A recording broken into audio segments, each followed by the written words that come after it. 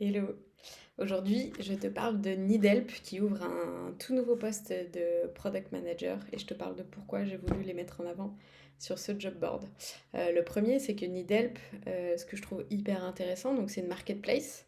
Il y a le côté vraiment mise en relation et avec un modèle à la commission B2B2C.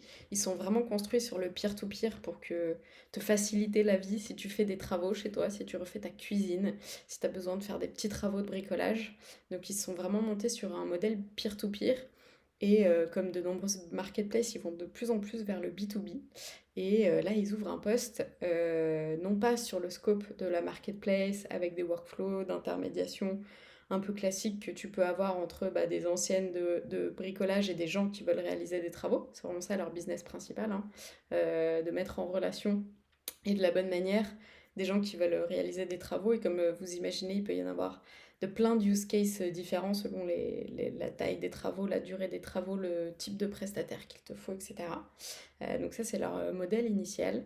Et ils lancent une nouvelle offre plutôt en B2B auprès des partenaires qu'ils ont déjà. Donc ils viennent de gagner un appel d'offres avec Ikea basé sur un POC. Et le but, ça va être que toi, en tant que futur PM de cette offre-là, B2B, vraiment dédiée aux enseignes type Ikea, Bricorama, Brico Dépôt, que tu puisses lancer un nouveau produit là-dessus sur cette partie B2B.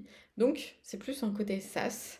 Enfin, là, en tout cas, c'est un modèle SaaS qu'ils vont lancer. Ce qui est hyper intéressant, c'est que Delp, c'est une entreprise de 50 personnes, mais que là, tu vas être vraiment sur un petit projet et tu vas pouvoir prendre le lead sur toute cette partie B2B qui est en train de se lancer. Donc, au début, ça va être très lancer un produit de zéro, trouver le product market fit, et du coup, tu vas être en équipe resserrée avec le fondateur, le COO, Cédric, qui sera ton manager, je t'en parlerai un peu plus tard, et la product designer et le CTO. Donc, tu vois, c'est un peu une petite boîte dans la boîte et c'est ça qui est hyper intéressant.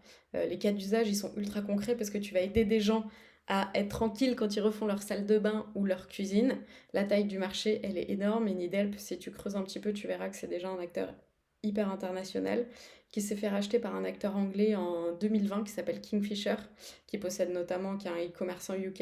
Et Needhelp entre vraiment dans cette logique de digitalisation de tout ce groupe anglais, qui possède notamment Brico Dépôt en France. Donc, cas d'usage hyper intéressant. On est à la croisée du e-commerce et en l'occurrence, là, toi, ça va être plutôt du SaaS B2B avec ce qu'on retrouve assez régulièrement dans le SaaS B2B. Donc, ça, c'est pour le produit, on va dire, le contexte dans lequel tu serais. Et aujourd'hui, j'ai aussi envie de te parler de pourquoi j'ai eu envie de les mettre en avant. En fait, je connais bien Cédric, pour la petite histoire, le COO de Needhelp, parce que Cédric, j'ai travaillé avec lui chez Privatiser, une autre marketplace, il y a quelques années, à l'époque où on avait levé avec Serena et on avait scalé ensemble toute l'équipe côté B2B, toute la partie Customer Success. Donc Cédric, il maîtrise vraiment toute cette partie opération, workflow. Il a toujours eu cet aspect produit. Moi, il m'a fait beaucoup monter en compétences sur la partie business à l'époque, qui était plutôt mon point faible, on va dire, en tant que lead product à l'époque.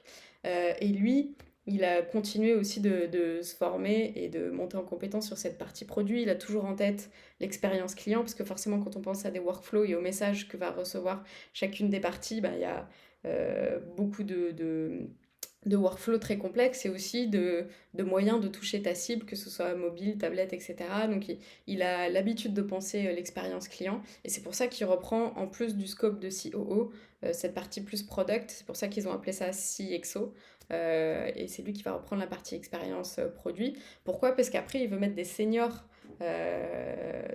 PM à qui il va tout déléguer. C'est ça qui est hyper intéressant chez eux, c'est que tu vas pouvoir prendre une place hyper intéressante, monter ton produit de zéro et ensuite prendre le lead sur toute cette partie B2B avec Cédric qui te challengera juste au bon moment, mais qui va te laisser l'autonomie pour mettre en place plein de choses dans l'équipe produit qu'il est en train de structurer. Il vient de recruter une product designer, etc. etc. Voilà, je te laisse regarder et voir si ça t'intéresse et n'hésite pas à me contacter si tu as besoin de plus d'infos.